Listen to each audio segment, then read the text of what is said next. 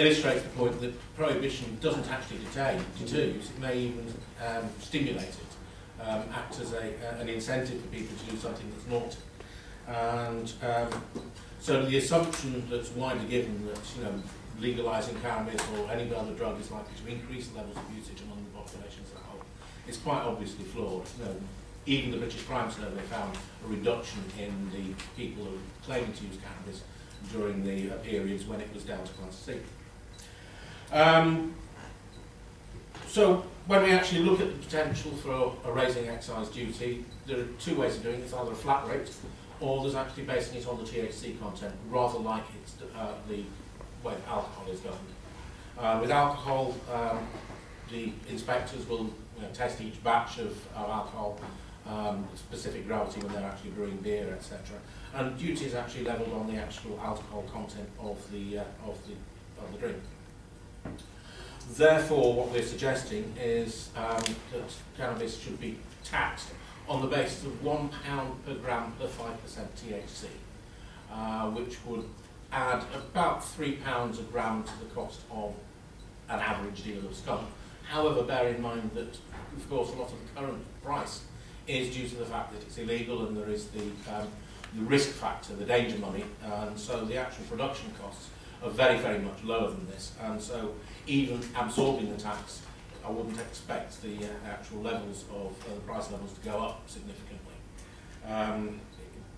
Possibly with some of the cheaper types of cannabis it might go up slightly at the wholesale level, but people would still be able to make a profit without fear of prosecution, provided of course they're paying their taxes. So we estimate that the total potential revenue from taxing cannabis would be, where are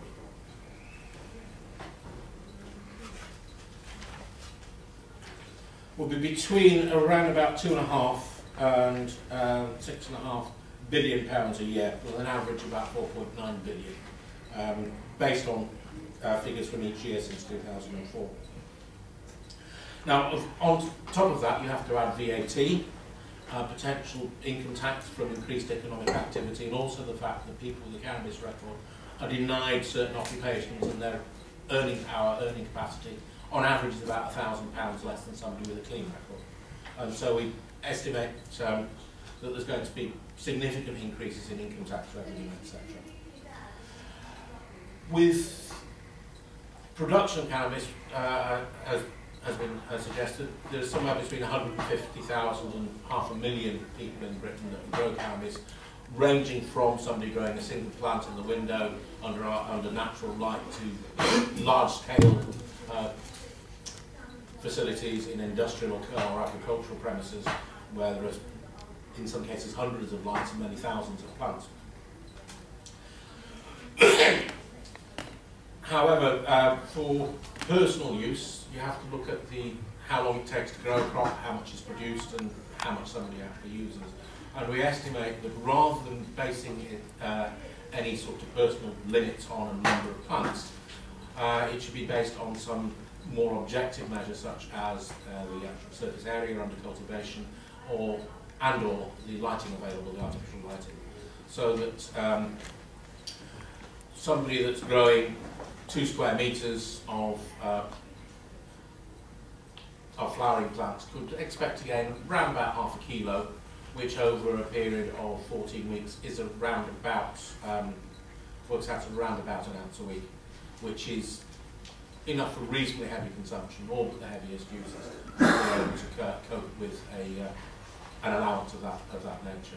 And of course, where it involves commercial level production, it involves the creation of an inspectorate to actually oversee a commercial level production. The levy essentially ensure that people are compliant with regulations, make certain that cannabis is not being diverted to an untaxed market, and take charge of the analysis of batches of cannabis and the issuing of tax stamps, which would then show that essentially the cannabis that somebody buys has actually been legitimately taxed rather than diverted from the black market. So when you take everything into account, If you actually want to look at table 24 of the report, sorry, not table 24, it's table 25 of the report, we estimate that total revenues, including licence income, excise duty, VAT and income tax revenues, will vary between about 3.5 and 9 billion pounds, with an average of 6.4. The current costs of Prohibition, for want of a better word, between 300 and 600 million, with an average of around 500 million. But there would be new costs involved. There would be costs involved in establishing an inspectorate. I wouldn't expect to see, for instance, savings in customs and excise, because there would still be intercepting illicit shipments and ensuring that any shipments, legitimate shipments, were properly dealt with. But we'd expect new costs to be around about £210 million or thereabouts, giving a net gain of about £6.7 billion to the UK economy on an annual basis. Thank you very much, Simon. Thank you. Paul.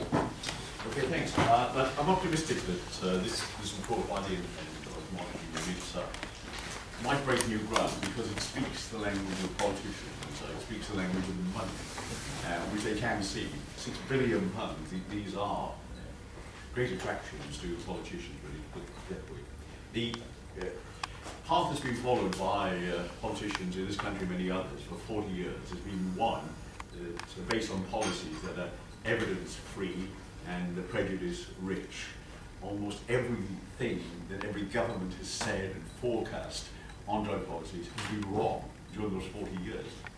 And it's pointed out when there was the reclassification of cannabis, in spite of all the hysterical forecasts of how this is going to lead to the collapse of society, it went down. And when they reclassified it the other way, consumption went up.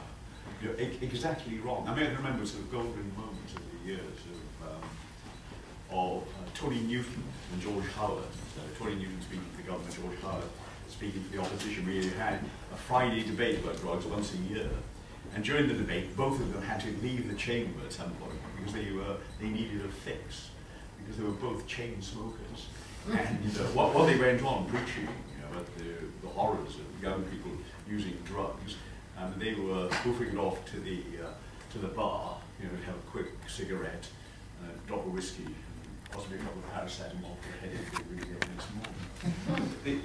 And the whole history, I'm afraid, has been based on an irrational, cowardly approach by politicians. I downloaded this article written by a young backbencher in his first year in Parliament. He writes with pride about the fact that this was my maiden appearance on yesterday. Actually quoted him in yesterday in Parliament. And what they quoted him as saying, that he'd managed to prompt a medical expert into summing up the dangers of ecstasy by revealing it was not the drug that kills you, but the dancing. And he goes on to then give an account of what he learned on that committee, how useful the committee was, and he gives a very persuasive account of the problems with the drugs law. And he makes one drug policy has been a no-go area for most politicians, with a few notable exceptions over the years. Taking a tough line, calling for a war on drugs and stiffer penalty has been the stocking trade of politicians of both major parties. You've got to point out that it hasn't worked. This was in that year, 2002, written by a young backbencher named David Cameron. I just wonder, what this Prime Minister we have now thinks about what that backbencher said those years ago.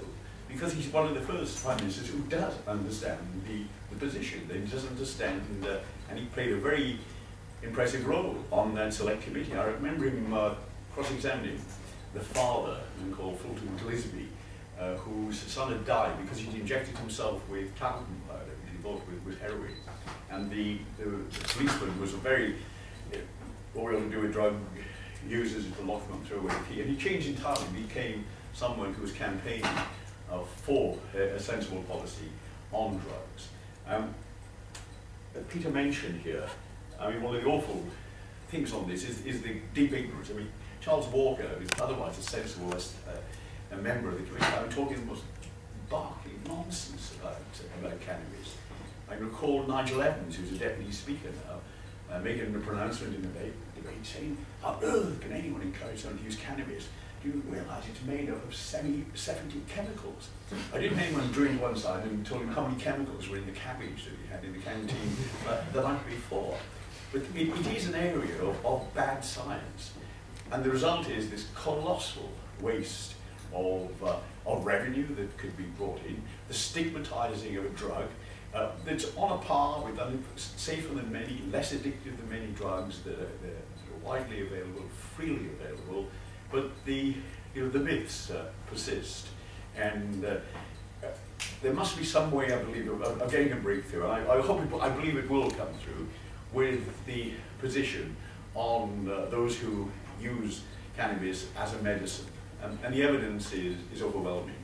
We have had groups here in the past, particularly ones suffering from multiple sclerosis, who say this does work for me. It's anything that does work to relieve the spasm and the pain. And this is the way that there has been progress in other countries. So I don't want to go on too long. There are Tom Breakers here. There are politicians in this House, particularly the new ones. I mean, there's some progress being made by Caroline Lucas, who's actually not just one politician, she's actually got 9 politicians because she's omnipresent. She is everywhere. I mean, all groups, we co-chair Afghanistan withdrawal group, but everywhere I look, Caroline Lucas is there, and she's managed, by far the most successful of any one politician party that there's been in the last 40 years in this House.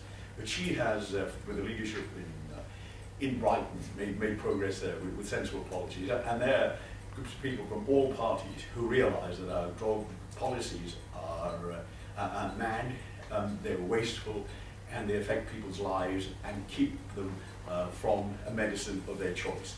And the only alternative is to encourage, as one does, I'm sure we're breaking the law when we do this, to encourage people to use them illegally, but there's a possibility of being apprehended. This was a real possibility, I know, 12, 15 years ago. I remember last two cases coming along of people who were genuinely in pain and were using cannabis who went to jail. But I don't believe we're in the position where any jury would convict on that. Judges would say, well, Parliament lays down the law, you must change the law. But I believe that the feeling outside in the community generally is they want to see this reform take place. We want to have a position that's rational. And I believe this is this report we have will be a great weapon in our hands, a tool to convince people that is the way forward. It's sensible and it'll solve many of the problems we've had for years. It's a question of courage and people like Peter like yourselves, making sure you get to your MPs and convincing them that this is the same way forward. Thank you. Thank you very much, Paul.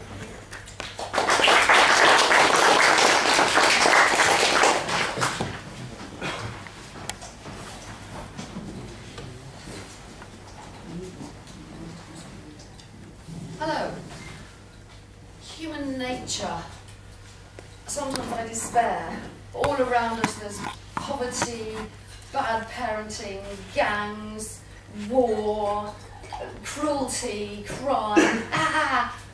Well, I'm not a political person, so I don't get involved in the politics of any of these things and try to change them in any political way.